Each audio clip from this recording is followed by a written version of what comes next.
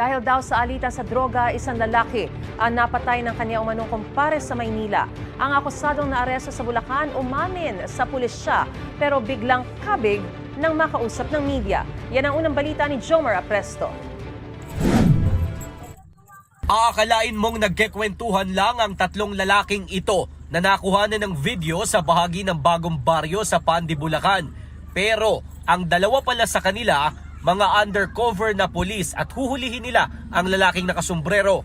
Isinilbi nila ang warrant of arrest sa lalaki na nangunguna raw sa most wanted person list ng Manila Police District para sa kasong murder. Ayon sa pulisya, kumpare pa mismo ng akusado ang pinatay umano niya noong Setyembre ng nakaraang taon sa bahagi ng Parola Compound. Base doon sa account ng anak ng biktima, meron na itong matagal na alitan at yun ang nagtulak dito sa ating accused para barilin niya itong ating biktima. Ayon sa kaanak ng biktima, droga ang nakikita nilang dahilan ng krimen.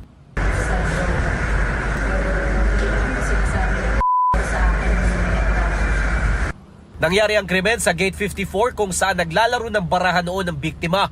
Nakakuha raw ng tiyempo ang akusado at malapit ang binaril sa ulo ang kanyang kumpare habang nakatalikod. Agad namang tumakas ang lalaki at nagtago sa Bulacan kung saan siya namasukan bilang construction worker. Base sa salaysay na akusado sa mga pulis, aminado at nagsisisi siya sa kanyang nagawa. Malit na bagay lang po, hindi po namin napagsuluan. Tapos binaril mo na siya? Apo. Pero nang makapanayam ng media, itinanggi na niya na ginawa niya ang krimen. Hindi po totoo yun. Pero bakit may baril ka? Wala pong baril.